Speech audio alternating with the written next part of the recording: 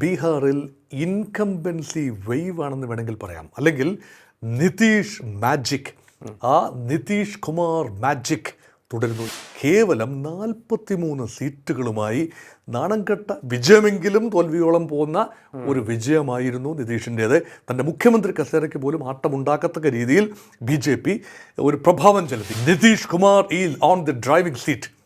BJPയേക്കാൾ കൂടുതൽ മെച്ചപ്പെട്ട സ്ട്രൈക്ക് റേറ്റാണ് ഇപ്രാവശ്യം നിതീഷ് കുമാറിൻ്റെ പാർട്ടിയായ JDUവിന് ഇപ്പോൾ എക്സിറ്റ് പോളുകൾ പ്രവചിക്കുന്നത്. ക്രൗഡിനെ ആകർഷിക്കാനുള്ള വലിയ അനിതര സാധാരണമായ കഴിവ് പ്രകടിപ്പിച്ച ഒരാളാണ് 34-35 വയസ്സ് മാത്രമുള്ള തേജസ്വി യാദവ്.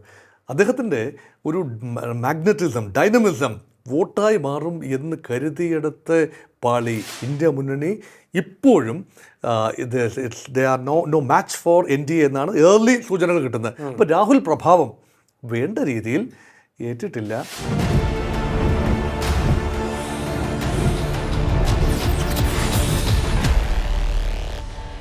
നമസ്കാരം, ടോക്കിംഗ് പോയിന്റിലേക്ക് സ്വാഗതം. വോട്ട് കൊള്ള ആരോപണങ്ങളെയും വികസന മുരടിപ്പ് പ്രചരണങ്ങളെയും കാറ്റിൽ പറത്തിക്കൊണ്ട് നിതീഷ് കുമാർ അടങ്ങുന്ന NDA സഖ്യത്തിന് വലിയ രീതിയിലുള്ള വിജയമാണ് ബീഹാറിൽ നേടിയെടുക്കാൻ സാധിക്കുക എന്നതാണ് എക്സിറ്റ് പോൾ ഫലം സൂചിപ്പിക്കുന്നത്. ഇന്ന് നമ്മൾ ചർച്ച ചെയ്യാൻ പോകുന്നത് ബീഹാറിൽ ആര് ജയിക്കും, എത്ര വോട്ട് നേടും, അല്ലെങ്കിൽ അതിൻ്റെ മാനദണ്ഡങ്ങൾ ഇന്നതൊക്കെയാണ് എന്നുള്ളതല്ല. എക്സിറ്റ് പോളിൻ്റെ ഫലത്തിൽ ആ മാറ്റങ്ങൾ ഉണ്ടാകുമോ, അല്ലെങ്കിൽ എക്സിറ്റ് പോൾ ഫലത്തിൽ ഉണ്ടാകുന്ന ഇത്തരത്തിലുള്ള മാറ്റങ്ങൾ ഈ കക്ഷികളെ എങ്ങനെയാണ് ബാധിക്കുക എന്നുള്ളതാണ്. നമ്മോടൊപ്പം ചേരുന്നത് രാഷ്ട്രീയ നിരീക്ഷകൻ ഡോക്ടർ മോഹൻ വർഗീസ്. നമസ്കാരം. നമസ്കാരം. എല്ലാവരും വിചാരിച്ചിരിക്കുന്നത് വോട്ടധികാർ യാത്ര നടത്തിയതുകൊണ്ടും വലിയ രീതിയിൽ തിരഞ്ഞെടുപ്പ് കമ്മീഷനെ മുൾമുനയിൽ നിർത്തിയതുകൊണ്ടും ഒരു വലിയ മുന്നേറ്റം ഉണ്ടാക്കാൻ കോൺഗ്രസ്സിന് സാധിക്കുന്നു. അതുവഴി ഒരു രാഷ്ട്രീയ മാറ്റം തന്നെ ബീഹാറിൽ ഉണ്ടാകുന്നതാണ്. പക്ഷേ എക്സിറ്റ് പോൾ ഫലം പുറത്തു വന്നപ്പോൾ അവിടെ വീണ്ടും നിതീഷ് കുമാറിൻ്റെ കോർട്ടിലേക്ക് തന്നെ പന്തെത്തി നിൽക്കുകയാണ്. എന്താണ് പറയാനുള്ളത്? രാജ്യത്താകമാനം മാറ്റങ്ങളുടെ കൊടുങ്കാറ്റ് വിതച്ച ഒരു ചരിത്രമാണ് ബീഹാറിനുള്ളത്. 1975-77 കാലഘട്ടത്തിലെ അടിയന്തരാവസ്ഥ സമയത്തെ ജയപ്രകാശ് നാരായണൻ ബീഹാറിൻ്റെ മണ്ണിൽ നിന്നുകൊണ്ട് ഉയർത്തിവിട്ട ഒരു കൊടുങ്കാറ്റ് എങ്ങനെയാണ് ഇന്ദിരാഗാന്ധി എന്ന വടവൃക്ഷത്തെ തൂത്തെറിഞ്ഞത് എന്ന് നമ്മൾ കണ്ടതാണ്. വലിയ പ്രതീക്ഷയുമായി BJP നേതാവ് ലാൽ കൃഷ്ണ അദ്വാനി രഥയാത്ര നടത്തിയപ്പോൾ ആ ആകാശത്തെ പട്നയുടെ മണ്ണിൽ, പാടലിപുത്രത്തിൻ്റെ മണ്ണിൽ തടഞ്ഞു നിർത്തിയ ഒരു ചരിത്രമുണ്ട് ലാലു പ്രസാദ് യാദവിന്. അതിനുശേഷമുള്ള ഇന്ത്യ ചരിത്രം തന്നെ മാറിപ്പോകുന്ന കാഴ്ചയാണ്. പക്ഷേ കഴിഞ്ഞ 2 പതിറ്റാണ്ടായി ബീഹാറിൽ ഇൻകംബൻസി വേവ് ആണെന്ന് വേണമെങ്കിൽ പറയാം. അല്ലെങ്കിൽ നിതീഷ് മാജിക്, ആ നിതീഷ് കുമാർ മാജിക് തുടരുന്നു. ഏത് മുന്നണി എന്നല്ല, ഇവിടെ നിതീഷാണ് താരം. അവിടെ നിതീഷ് കുമാറിൻ്റെ ഭരണം തുടരും. ഇപ്പോൾ നിലവിൽ NDAയുടെ ഭാഗമാണ് നിതീഷ് കുമാർ. അങ്ങനെ NDAയ്ക്ക് BJPക്കും JDUവിനും ചേർന്ന് കൃത്യമായ ഭൂരിപക്ഷം, വ്യക്തമായ ഭൂരിപക്ഷം, ഏതാണ്ട് 10ഓളം അഭിപ്രായ സർവേകളാണ് നമ്മുടെ മുമ്പിൽ പരിഗണനയിലുള്ളത്. അതിൽ റേറ്റിംഗ് ക്രെഡിബിലിറ്റി ഉള്ള റേറ്റിംഗ് ഏജൻസീസുമുണ്ട്, അല്ലാത്തതുമുണ്ട്. എല്ലാം ചേർത്ത് ഒരു ശരാശരി പോൾ ഓഫ് പോൾസ് എന്ന നിലയിൽ എടുക്കുമ്പോൾ ശരാശരി നോക്കുമ്പോൾ 130 മുകളിലും 170 താഴെയും ആണ് ഈ ദേശീയ ജനാധിപത്യ സഖ്യത്തിൻ്റെ ബീഹാറിലെ ഒരു ഫലം. അതായത് കൃത്യമായി വേണ്ടത് മാജിക് ഫിഗർ 122 സീറ്റുകളാണ്. അതായത് 243 അംഗ നിയമസഭയിൽ 122 സീറ്റിൽ കൂടുതൽ പിടിക്കുന്ന ഏത് മുന്നണിയാണോ ആ മുന്നണി ജയിക്കും. പക്ഷേ ഇവിടെ കൃത്യമായി എല്ലാ സർവേകളും എല്ലാ സർവേകളും കൃത്യമായ ഭൂരിപക്ഷം BJP JDU അലയൻസിന് പ്രവചിക്കുകയും ഒരു സർവേ ഒഴിച്ച് മറ്റെല്ലാ സർവേകളും 100-ൽ താഴെ സീറ്റുകൾ മാത്രം ഇന്ത്യ മുന്നണിക്ക്, മഹാഗഠബന്ധൻ എന്ന ബീഹാറിലെ ഇന്ത്യ മുന്നണിക്ക് പ്രവചിക്കുകയും ചെയ്യുന്ന ഒരു അന്തരീക്ഷമാണ് കാണുന്നത്. അതുകൊണ്ട് പക്ഷേ ഇതിൽ ഒരുപാട് ടേക്ക് അവേസ് ഉണ്ട്. എന്തുകൊണ്ട് എക്സിറ്റ് പോൾ പ്രധാനപ്പെട്ടതാകുന്നു എന്ന് ചോദിച്ചാൽ, എക്സിറ്റ് പോളുകളുടെ ഒരു രീതിശാസ്ത്രം നോക്കിക്കഴിഞ്ഞാൽ ബീഹാറിൽ അത് പലപ്പോഴും നേരെ വരാറില്ല. 56% എക്സിറ്റ് പോളുകളും ചരിത്രപരമായി തെറ്റായ ഫലങ്ങളാണ് മുന്നോട്ട് വെച്ച്. ആത്യന്തിക ഫലം വരുമ്പോൾ അത് മാറ്റി പറയേണ്ടി വരുന്നൊരു ഗതികേടുണ്ട് ബീഹാറിൽ. ഇപ്രാവശ്യം പക്ഷേ എല്ലാ സർവേകളും ഒരേ ഡയറക്ഷൻ തന്നെയാണ് പോകുന്നത് എന്നതൊരു പ്രത്യേകതയാണ്. കഴിഞ്ഞ പ്രാവശ്യം കൂടുതൽ സർവേകളും ഇന്ത്യ മുന്നണിക്ക് വിജയം പ്രവചിക്കുകയും അവസാനം NDA മുന്നണി അധികാരത്തിൽ വരികയും ചെയ്ത ഒരു ചരിത്രമാണ്. ഇപ്രാവശ്യം അങ്ങനെ സംഭവിക്കുമോ? അതുകൊണ്ടാണ് ഇപ്പോൾ ഇൻട്രോയിൽ പറഞ്ഞതുപോലെ നമ്മുടെ മുമ്പിൽ പരിഗണിക്കാനുള്ളത് കൃത്യമായി നമ്മുടെ മുമ്പിൽ നിലവിൽ എക്സിറ്റ് പോൾ അനുസരിച്ച് ലഭിച്ച ഫലങ്ങൾ തന്നെയാണ്. അല്ലാതെ ഇവിടെ അഭിപ്രായങ്ങളല്ല, ഇവിടെ എന്തെങ്കിലും അഭിപ്രായങ്ങൾ തട്ടിമുളിക്കുക എന്നതല്ല, മറിച്ച് ആ സൂചനകൾ എങ്ങനെയാണ് വിശകലനം ചെയ്യുക, അത് മാത്രമാണ് പരിഗണന. തീർച്ചയായും. ഒന്ന് ഈ ഏറ്റവും ആദ്യം പറയാം, നമുക്ക് ഈ പ്രബലരായ പാർട്ടികളെയെല്ലാം ഒന്ന് മാറ്റി നിർത്താം, കാരണം അത് പയ്യെ വരാം.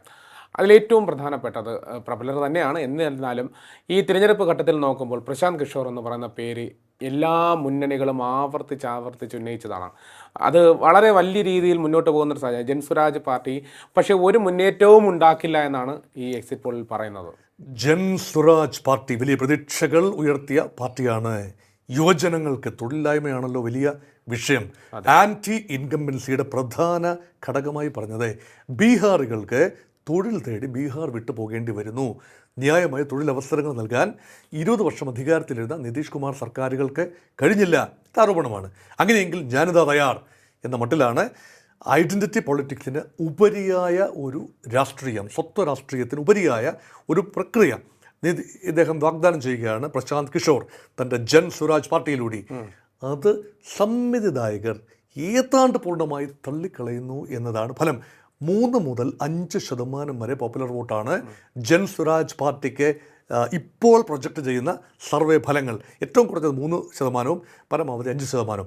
5% എന്ന് പറഞ്ഞാൽ ഒരു മണ്ഡലത്തിലും ജയിച്ചു വരാൻ തക്ക ഒരു വോട്ടില്ല എന്ന് വ്യക്തമായി നമുക്ക് അറിയുകയും ചെയ്യാം. പക്ഷേ ബീഹാറിൽ 1% വോട്ട് അങ്ങോട്ടും ഇങ്ങോട്ടും മറിഞ്ഞാൽ 14% സീറ്റുകളാണ് മറിയുന്നത് എന്ന് പറയുമ്പോൾ ഈ പാർട്ടി, ചെറിയ പാർട്ടിയെങ്കിലും പുതിയ പാർട്ടിയെങ്കിലും, ആ പാർട്ടി പിടിക്കുന്ന വോട്ടുകൾ എങ്ങനെയാണ് ബാധിച്ചത് എന്നുകൂടി നമുക്ക് പരിശോധിക്കേണ്ടി വരും. നോക്കൂ, ആരുടെ വോട്ട് ബാങ്കിലേക്കാണ് ജൻ സ്വരാജിൻ്റെ വോട്ടുകൾ കടന്നു കയറുന്നത്?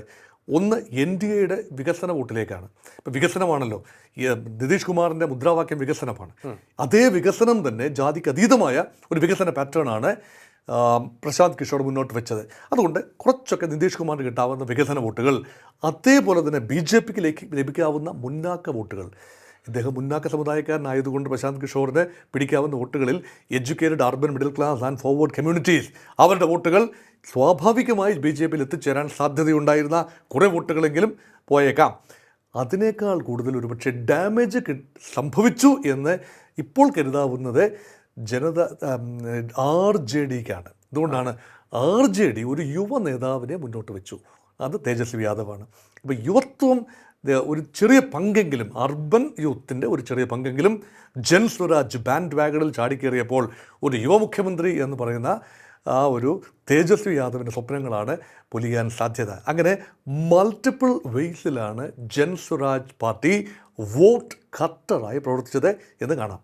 തീർച്ചയായും. ഇനി നമ്മൾ ഈ പറഞ്ഞ പോലെ നിതീഷിൻ്റെ പാർട്ടി JDU ഏറ്റവും പ്രധാനപ്പെട്ട ഒരു വലിയ ഇമ്പാക്റ്റ് ഉണ്ടാക്കുന്ന ഒരു സാഹചര്യമാണ്. കാരണം നേരത്തെ നമ്മൾ തുടക്കത്തിൽ പറഞ്ഞതുപോലെ ഈ വോട്ട് അധികാരം അല്ലെങ്കിൽ വോട്ട് ചോരി എന്ന് പറയുന്നു, അതിനേക്കാൾ ഉപരിയായി വികസനം, മണ്ഡലത്തിലെ വികസനം അറിയണമെങ്കിൽ ഉൾപ്രദേശങ്ങളിലെ ഉൾഗ്രാമങ്ങളിലേക്ക് ഇറങ്ങി ചെല്ലണം എന്ന് പറഞ്ഞ് ഇവിടെയുള്ള മലയാളം മീഡിയാസ് ഉൾപ്പെടെ അത്തരത്തിലുള്ളൊരു യാത്ര പോലും നടത്തുന്ന ഒരു സാഹചര്യം ഉണ്ടായിരുന്നു. സാധാരണക്കാരായ ജനങ്ങൾ ജീവിത സാഹചര്യം വളരെ ദുസ്സഹമാണ് എന്ന് കാണിക്കുന്ന തരത്തിലുള്ള വീഡിയോ ദൃശ്യങ്ങളെല്ലാം അവിടെ അവർ വോട്ടായുധമായി ഉപയോഗിക്കാനുള്ള സാഹചര്യം ഉണ്ടായിരുന്നു. ആ JDUവിന് വീണ്ടും ഒരു മുന്നേറ്റം ഉണ്ടാക്കാൻ സാധിക്കുന്നു എന്നാണ് എക്സിറ്റ് പോൾ ഫലം പറയുന്നത്. അത് ജനങ്ങൾ അതിനെല്ലാം തിരസ്കരിച്ചുമാണ്, ഈ കാര്യങ്ങളെല്ലാം തിരസ്കരിച്ചു. ജനങ്ങൾ നിതീഷിനൊപ്പം തന്നെയാണോ ഇപ്പോഴും? ആണ് എന്ന് വേണം കരുതാൻ. സുശാസൻ ബാബു തൻ്റെ ക്ലൗട്ട് നിലനിർത്തിയിരിക്കുന്നു. കറപുരണ്ട ബീഹാറിലെ രാഷ്ട്രീയ നേതൃത്വത്തിനിടയിൽ ശുഭ്രവസ്ത്രധാരിയായി വേറിട്ട് നിൽക്കുന്ന ഒരു പ്രകൃതം, അത് ഇതുവരെ അഴിമതിയുടെ കാര്യമായ കറ പുരണ്ടിട്ടില്ല. ബീഹാറിലെ ഏത് രാഷ്ട്രീയക്കാരനാണ് അഴിമതിയുടെ കറ പുരളാത്തത് എന്ന ചോദ്യം നമുക്ക് ചോദിക്കാം. പക്ഷേ ഇവിടെ സൽഭരണത്തിനും അഴിമതി വിരുദ്ധതയ്ക്കും പേരുകേട്ട ഒരാളാണ്. അതേസമയം മടുപ്പുണ്ടായി. ദീർഘമായി 20 വർഷമൊക്കെ മുഖ്യമന്ത്രി കസേരയിൽ ഇരിക്കുമ്പോൾ സ്വാഭാവികമായി ഉണ്ടാകുന്ന മടുപ്പ് നിതീഷ് കുമാറിനോട് ഉണ്ടായി എന്നായിരുന്നു ഇന്ത്യ മുന്നണിയുടെ ഒരു വിശ്വാസം. ആ വിശ്വാസം കാണുന്നില്ല. ഇനി 2 വളരെ രസകരമായ ഒരു കാര്യം, BJPയുടെ നിഴലിൽ ഒതുങ്ങിപ്പോയി കഴിഞ്ഞ തവണ 2020 നിതീഷ് കുമാറിൻ്റെ പാർട്ടിയായ ജനതാദൾ യുണൈറ്റഡ് JDU.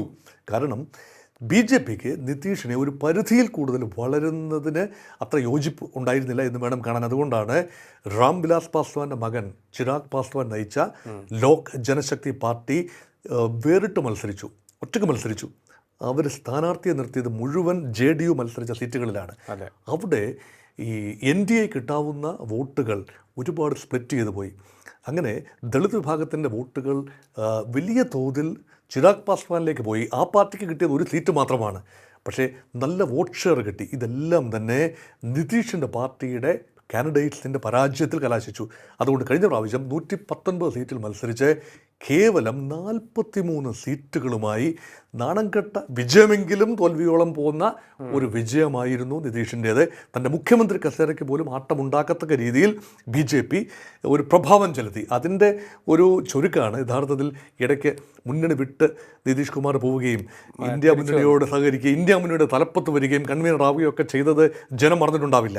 അതുകൊണ്ട് ഒരിക്കൽ കൂടി അങ്ങനെ സംഭവിക്കുമോ? ഇല്ല എന്ന് വേണം കരുതാൻ. കാരണം ഇപ്രാവശ്യം Nitish Kumar is on the driving seat. BJPയേക്കാൾ കൂടുതൽ മെച്ചപ്പെട്ട സ്ട്രൈക്ക് റേറ്റാണ് ഇപ്രാവശ്യം നിതീഷ് കുമാറിൻ്റെ പാർട്ടിയായ JDUവിന് ഇപ്പോൾ എക്സിറ്റ് പോളുകൾ പ്രവചിക്കുന്നത്. നോക്കൂ, ഏതാണ്ട് എല്ലാ എക്സിറ്റ് പോളുകളും പറയുന്നു നിതീഷ് കുമാർ 43 സീറ്റിൽ നിന്നും ഏതാണ്ട് ഇരട്ടിയോളം 65 മുതൽ 85 സീറ്റ് വരെ ഇപ്രാവശ്യം നേടും. BJPക്ക് ലഭിക്കുന്നത് കഴിഞ്ഞ പ്രാവശ്യം ലഭിച്ച 75-നേക്കാൾ കുറവ് സീറ്റുകളായിരിക്കും എന്നാണ് പല എക്സിറ്റ് പോളുകളും പറയുന്നത്. അതിനർത്ഥം എന്താ? ഒരേ നമ്പർ സീറ്റിൽ മത്സരിച്ച്, അതായത് 101 സീറ്റിൽ മത്സരിച്ച് നിതീഷ് കുമാറിൻ്റെ പാർട്ടി BJPയേക്കാൾ മെച്ചപ്പെട്ട, BJP 101 സീറ്റിൽ തന്നെയാണ് മത്സരിക്കുന്നത്. അപ്പോൾ തുല്യ ശക്തിയുള്ള രണ്ട് പക്ഷികൾ എന്ന പ്രതീതി വരികയാണ്. ഇവിടെ BJPയുടെ പ്രഭാവത്തിൻ്റെ ഒരു ഷെയ്ഡിൽ നിൽക്കാനായിരുന്നു കഴിഞ്ഞ പ്രാവശ്യം നിതീഷ് കുമാറിൻ്റെ വിധിയെങ്കിൽ ഇപ്രാവശ്യം മുന്നണിക്കുള്ളിൽ താൻ തന്നെയാണ് വലിയേട്ടൻ എന്ന് സ്ഥാപിക്കാൻ നിതീഷ് കുമാറിനാവുന്നു. ഇതിനെങ്ങനെ വിശകലനം ചെയ്യുന്നത്? നാളുകളിൽ നിതീഷ് കുമാർ ഒരു പക്ഷേ ചിന്തിക്കും, താൻ അജയ്യനാണ്, തനിക്ക് കിട്ടിയ അനുകൂല വോട്ടാണ് NDAക്ക് വോട്ടായി മാറിയത്, എന്തുകൊണ്ട് താൻ വേറിട്ട് ചിന്തിച്ചുകൂടാ? അപ്പോൾ ഇന്ത്യ മുന്നണിയുമായി ഏതെങ്കിലും BJPയുമായി അലോസരം ഉണ്ടാകാൻ സാധ്യത കുറവാണ്. ഉണ്ടായാൽ Nitish can keep the options open. മുൻകാലങ്ങളിൽ ഇത് ചെയ്തിട്ടുണ്ട്. സാധാരണ ഒരാൾ ചെയ്യില്ല. സാധാരണ ചെയ്യുന്ന കാര്യങ്ങളല്ലല്ലോ നിതീഷ് കുമാർ ചെയ്തത്. അഴിമതിയുടെ കറയൊന്നും പുറണ്ടിട്ടില്ല. പക്ഷേ രാഷ്ട്രീയ മെയ്വഴക്കം നിതീഷ് കുമാറിനെ പഠിപ്പിക്കേണ്ടതില്ല. മീൻ കുഞ്ഞിനെ നീന്തലും പോപ്പിൻ്റെ കുർബാനയൊന്നും പഠിപ്പിക്കേണ്ടതില്ല എന്ന് പറയുന്നത് പോലെ നിതീഷ് കുമാർ കളം മാറി ചവിട്ടാൻ വിദഗ്ധനാണ്. അങ്ങനെ സംഭവിക്കും എന്നല്ല പറയുന്നത്.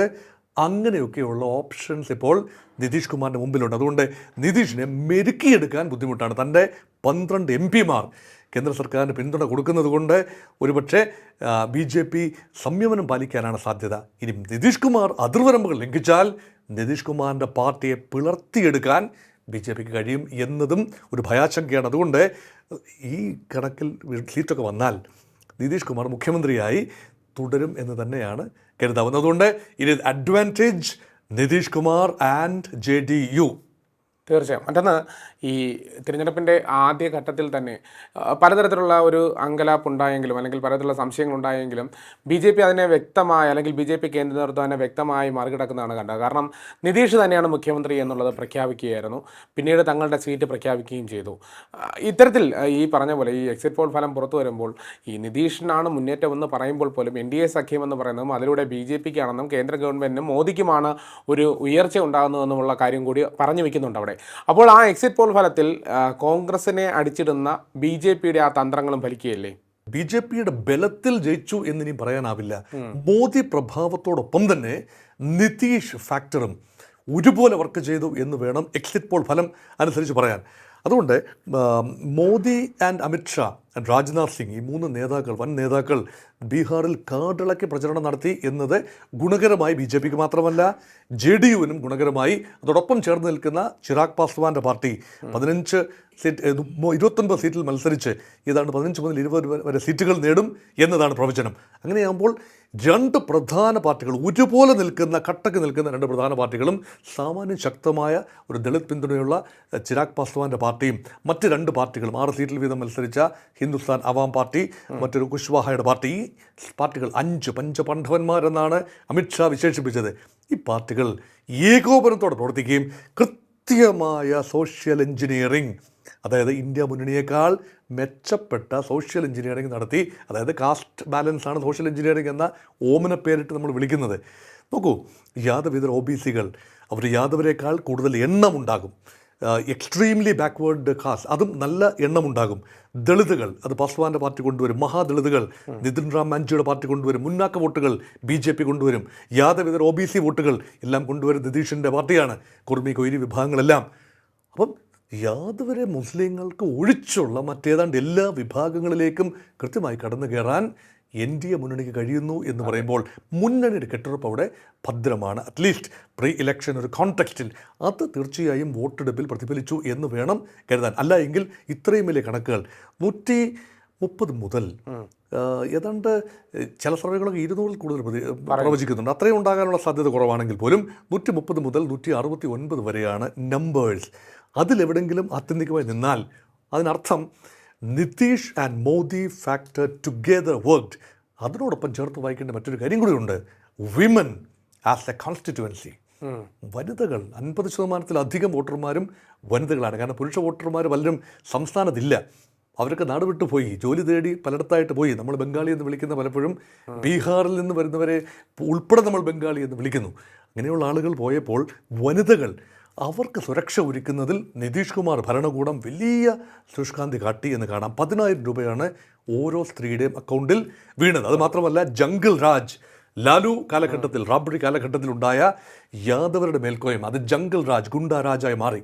അത് മറ്റ് സമുദായങ്ങൾ വലിയ ഒരു അങ്കലാപ്പിലായിരുന്നു. അത് നിരന്തരം BJPയും നിതീഷ് കുമാറും ഓർമ്മിപ്പിച്ച സംവിധായകരെ, അത് ലേഡീസാണ് കൂടുതലും അതിനെതിരെ പ്രതികരിച്ചത്. മദ്യനിരോധനം ഉൾപ്പെടെയുള്ള കാര്യങ്ങൾ നിതീഷിന് വലിയ പ്രയോജനമായി ലേഡീസിൻ്റെ വോട്ടിൻ്റെ രൂപത്തിൽ വരുന്നു. അതുകൊണ്ട് ladies decide the outcome of election എന്ന് പോലും പറയുന്നു.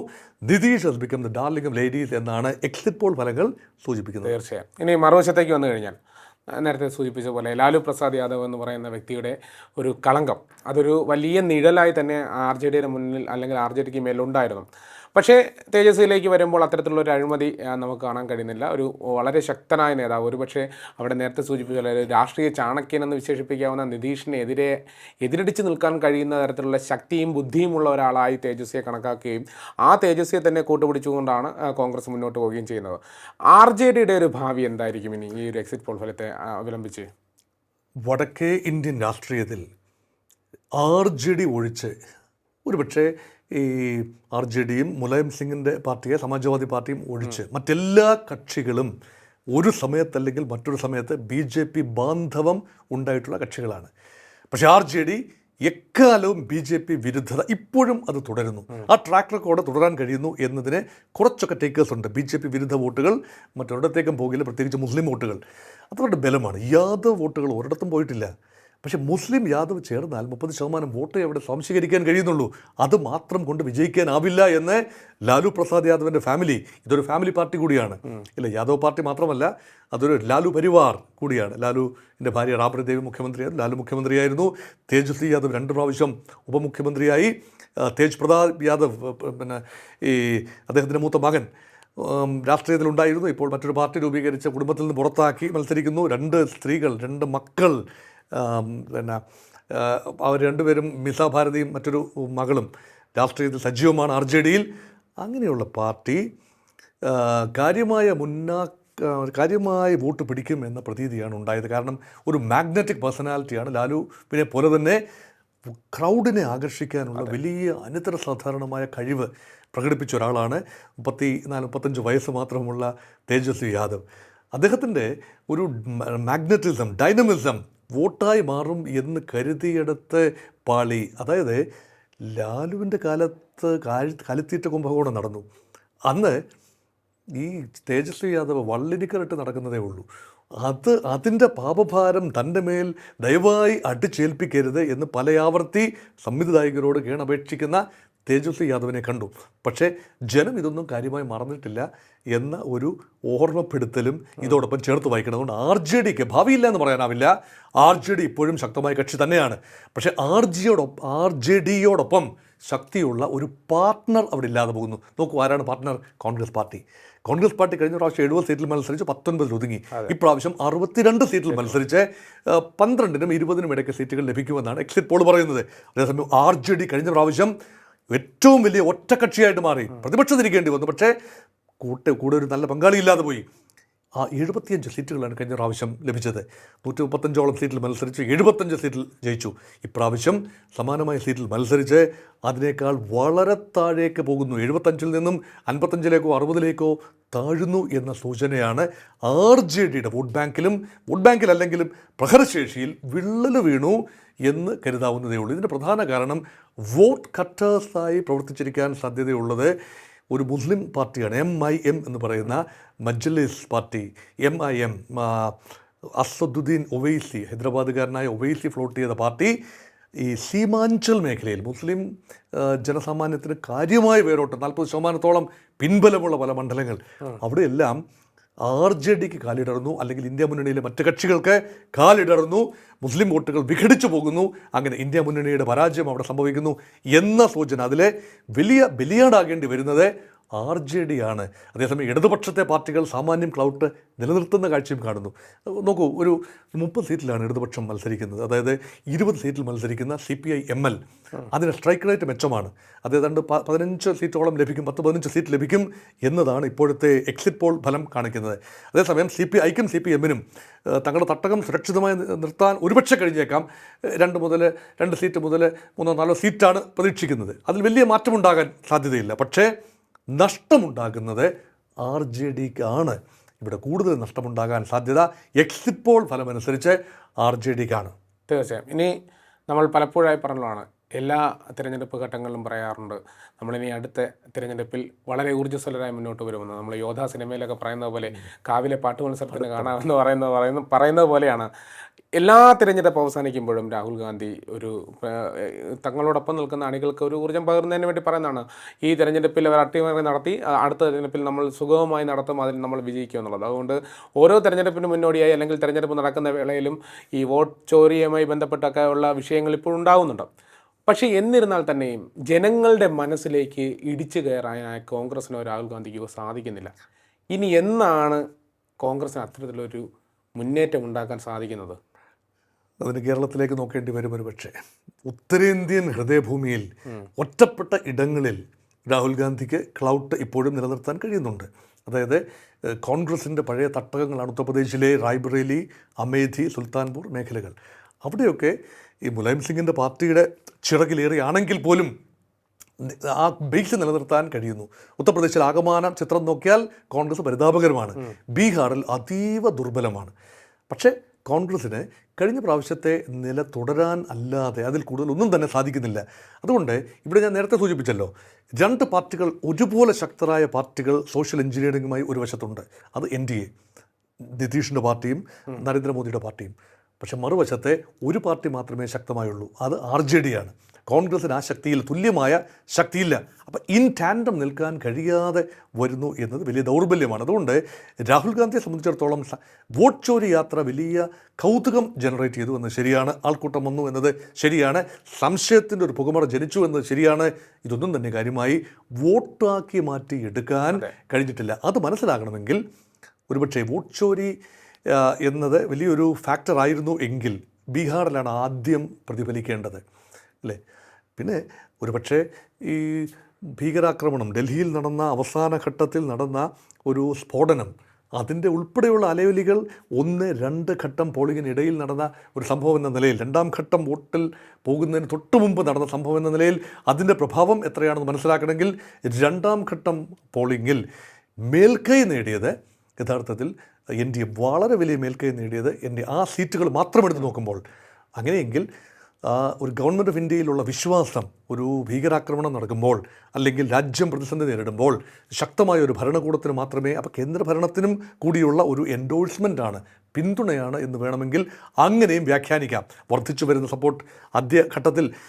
ഇനി വേറൊരു രീതിയിലും കാണാം, RJDക്ക് പിൻബലമുള്ള മണ്ഡലങ്ങളിലാണ് കൂടുതലും. ആദ്യ റൗണ്ടിൽ 121 സീറ്റുകളിൽ പല സീറ്റുകളിലും മുൻകാലങ്ങളിലും RJD കോൺഗ്രസിനായിരുന്നു പിന്തുണ. ഇപ്രാവശ്യം അത് തന്നെ തുടർന്നു. എന്നാൽ 2ാം ഘട്ടത്തിൽ വേണ്ട ഒരു മുന്നേറ്റം നടത്താൻ, ഫൈനൽ സ്റ്റേജിൽ ഗ്രാൻഡ് ഫിനാലയിൽ വേണ്ട ഫൈനൽ പുഷ് നടത്താൻ RJD, കോൺഗ്രസ് ആൻഡ് മറ്റ് പാർട്ടികൾ കഴിഞ്ഞിട്ടില്ല. ഒരു പാർട്ടിയും കൂടെ എടുത്തു, വികാസ് ശീൽ ഇൻസാൻ പാർട്ടി, മുകേഷ് സാഹ്നിയുടെ പാർട്ടി. അവർ കൊണ്ടുവരുന്ന വോട്ടുകൾ പരിമിതമാണ്. 15 സീറ്റുകൾ കൊടുക്കുകയും മുകേഷ് സാഹ്നിക്ക് ഉപമുഖ്യമന്ത്രി പദം വാഗ്ദാനം ചെയ്യുകയും ചെയ്തു. കിം ഫലം സർവേകൾ പറയുന്നത് 0 മുതൽ 5 വരെ സീറ്റുകൾ ആ പാർട്ടിക്ക് ലഭിച്ചേക്കാം എന്നാണ് മിക്ക സർവേകളും പറയുന്നത്. അതിനർത്ഥം കോൺഗ്രസും RJDയും ചേർന്ന മുന്നണിയിലേക്ക് വന്ന കക്ഷികളൊന്നും കാര്യമായ കാതലുള്ള കക്ഷികളല്ല എന്ന് വേണം കരുതാൻ.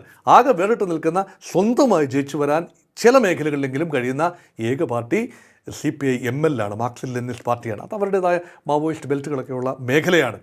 അല്ലാതെ ഇന്ത്യ മുന്നണി ഇപ്പോഴും they are no match for NDA എന്നാണ് ഏർലി സൂചനകൾ കിട്ടുന്നത്. അപ്പോൾ രാഹുൽ പ്രഭാവം വേണ്ട രീതിയിൽ ഏറ്റിട്ടില്ല എന്നും ഈ സൂചനകൾ വെച്ച് കാണാം. തീർച്ചയായും അത് തന്നെയാണ്. അതായത് രാഹുൽ ഗാന്ധിക്ക് ഈ പറഞ്ഞ പോലെ വോട്ട് അധികാര യാത്ര നടത്തിയത് കൊണ്ട് ഒരു ഇമ്പാക്റ്റ് ഉണ്ടാക്കാനായി സാധിച്ചില്ല എന്നും അവിടെ ജനങ്ങളുടെ മനസ്സിലേക്ക് RJDക്ക് ഇപ്പോഴും ഇടിച്ചു കയറാൻ കഴിഞ്ഞിട്ടില്ല എന്നുമാണ് ഈ എക്സിറ്റ് പോൾ ഫലങ്ങൾ സൂചിപ്പിക്കുന്നത്. മാത്രമല്ല മറുവശത്തേക്ക് നോക്കുമ്പോൾ നിതീഷ് കുമാറും മോദിയും വലിയൊരു ശക്തിയായി ബീഹാറിൽ മാറിക്കഴിഞ്ഞു എന്നും നമുക്ക് കാണാൻ കഴിയുന്നുണ്ട്. ഇതെല്ലാം എക്സിറ്റ് പോൾ ഫലത്തിൻ്റെ ഒരു അടിസ്ഥാനത്തിൽ മാത്രമാണ്. എന്നിരുന്നാൽ തന്നെയും വലിയ രീതിയിലുള്ള മുന്നേറ്റങ്ങളൊന്നും ഈ തിരഞ്ഞെടുപ്പ് ഫലം ഈ 2 ദിവസം കഴിഞ്ഞ് പുറത്തു വരുമ്പോൾ വലിയ മുന്നേറ്റങ്ങളും വലിയ മാജിക്കുകളും ഒന്നും തന്നെ ഈ RJDക്കോ കോൺഗ്രസിനോ ഉണ്ടാക്കാൻ സാധിക്കില്ല എന്ന് തന്നെയാണ് എല്ലാ എക്സിറ്റ് പോൾ ഫലങ്ങളും സൂചിപ്പിക്കുന്നത്. കാത്തിരുന്ന് കാണാം എന്തായി തീരുമെന്നുള്ളത്. നമ്മോടൊപ്പം ചേർന്ന് തന്നെ വളരെയധികം നന്ദി. ടോക്കിംഗ് പോയിൻ്റ് ഈ എപ്പിസോഡ് ഇവിടെ അവസാനിക്കുന്നു. ഇനി അടുത്ത എപ്പിസോഡിൽ കാണാം. നമസ്കാരം.